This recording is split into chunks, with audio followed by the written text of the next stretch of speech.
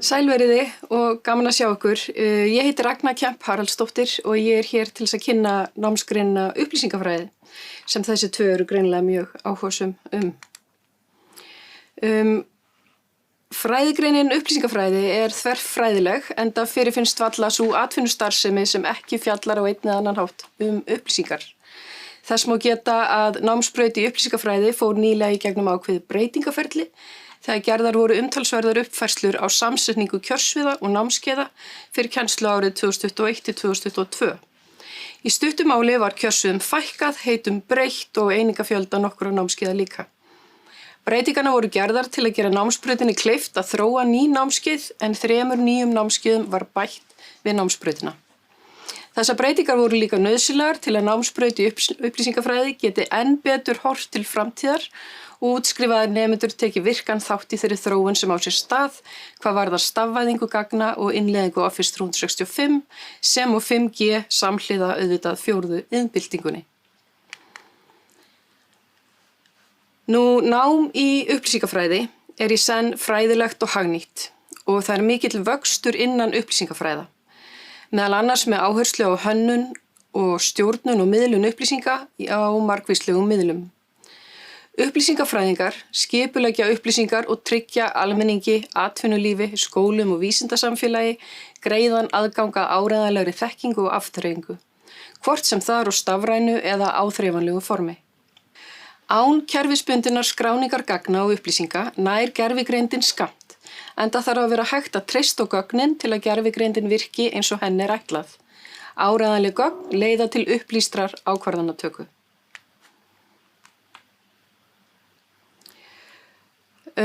Stórtækar framfarir hafa orðið á möguleikum á þessu sviði og er kunnátta á hinum fjölmörgum þáttum sem tengjast öflun, skipulagningu, varðveislu, miðlun og notkun þekkingar og upplýsinga, ein meginforsenda þess að hægt sé að nýta sér þekkingu af hagkvæmni. Það er aukin áhersla á aðkomu atvinnulífsins og annarra faggreina innan Háskóla Íslands að kennslu og rannsóknum í upplýsingafræði, með áherslu á þannan þverfagleika námsgreinarinnar. Það er gert með því að fá sérfræðinga á sviði upplýsingatækni og hugbúnaðarþróunar, stafvæðingar, persónuverndar og gæðastjórnunar til að nefna nokkur dæmi. Þessir aðilar koma sem sagt til liðs við kennara námsbrautarinnar. Auk þess sem nemendur fá tækifæri til að vinna lokaverkefni og rannsóknir í nánu samstarfi við fyrirtæki og stofnanir. Þessi tiltekni þáttur er talinn stuðla því að búa nemendur enn betur undir þáttöku í fjölbreytt og síbreytilegu atvinnulífi eins og fram kemur í stefnu Háskóla Íslands 2021-2026.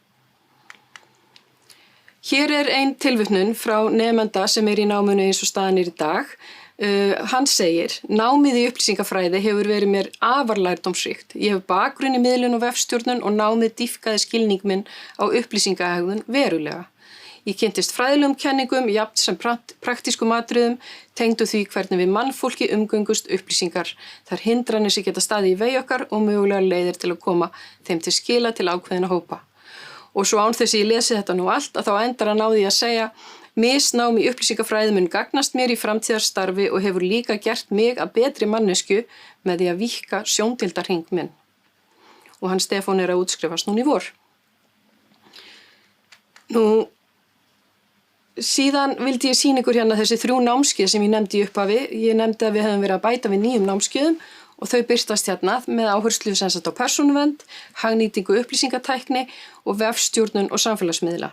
Og auðvitað hefur COVID haft sín áhrif á kennsluhætti hjá okkur í upplýsingafræði eins og annars staðar, þó við búum svo vel að hafa verið að kenna í fjarnámi í fjöldamörg ár, að þá hafa orðið heilmiklar breytingar og þær í raun allar bara til hins betra. Og við höfum lært mikið á COVID, við sem að vinnum í upplýsingafræði og í raun samfélagið allt.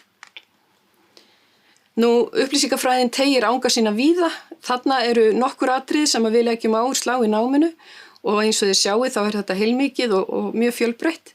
Við fjöllum eins og samfélagsmiðlana og viðmótshönnun og upplýsingaarkitektúr og notendaupplifanir og ýmsa þætti sem snúa að vefmiðlun. Svo erum við að skoða menningarmiðstöðvar og listasöfn og bókasöfn og ýmsa slíka menningarstaði.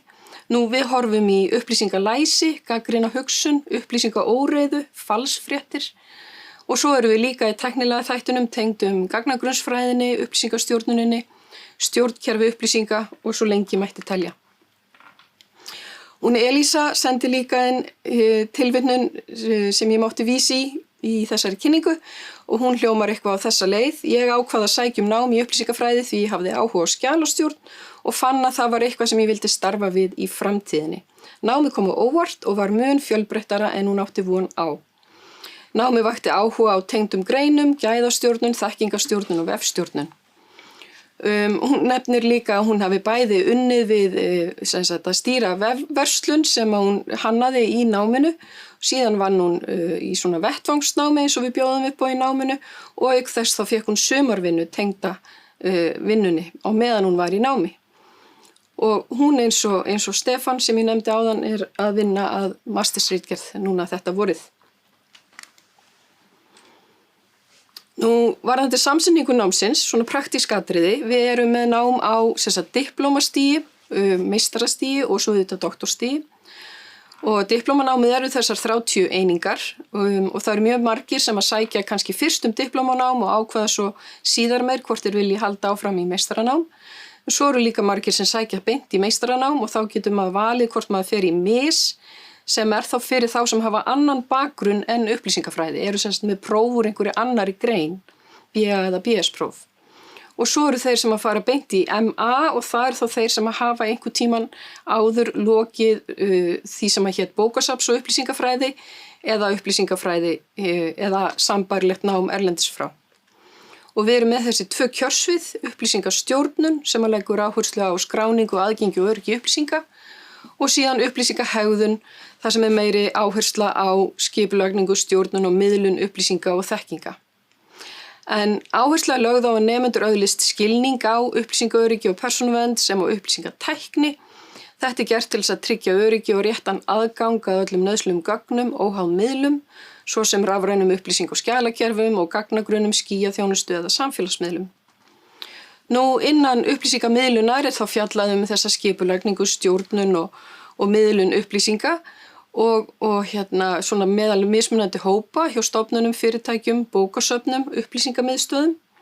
Og þar lögð áherslu á þróun og nýsköpun á sviði upplýsingafræði varðandi þessa skipulagningu, stjórnun og miðlun út frá þá upplýsingahegðun og þörfum notenda. Og þar lögð áhersla á að nemendur öðlist skilning á eðli og einkennum upplýsinga og þekkingar, miðla og upplýsingalæsi. Nú, ég ákvað að stinga þessar glæru hér inn af því bara hún tengir svolítið við þessa þróun sem við erum að tala sem að tengist 4. iðnbyltingunni og nauðsyn þess að geta unnið vel með upplýsingar. Þetta annars var vísun í grein frá 2019 þar sem er verið að tala skapandi hugsun, gagnrýna hugsun, leiðtóghæfni, hæfni til röksemdafærslu, kerfisgreiningu og síðan þessi rannsókn sem að ráðgjafafyrirtæki McKinsey var með, þar sem verið var að meta færniþættir sem væru líklegir til þess að hafa meira starfsöryggi, meira hærri tekjur og meiri ánægju. Og það nú svo gaman að taka eftir því að þarna einmitt bent á getuna til þess að vinna úr upplýsingum, skipulagsvitund og svo getuna til að takast á við óvissu. Þannig að við teljum okkur vera að mæta þessum nútíma kröfum til starfsfólks í námsbraut í upplýsingafræði. Nú, það eru fjölbreytt tækifæri að námi loknu, nemendur okkar eru vinsælir til vinnu og eftirsóttir og margir hverjir eru þegar komnir í starfi í miðju námi.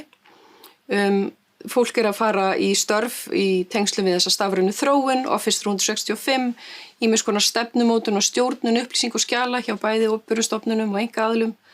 Þau eru að vinna í upplýsingaarkitektúr og vefstjórnun og þau vinna við kröfulýsingar, notendaprófanir og svo eru þetta líka einhverjir sem að stefna á að fara út í sjálfstæðan rekstur og verða ráðgjafar í upplýsingastjórnun eða miðlun.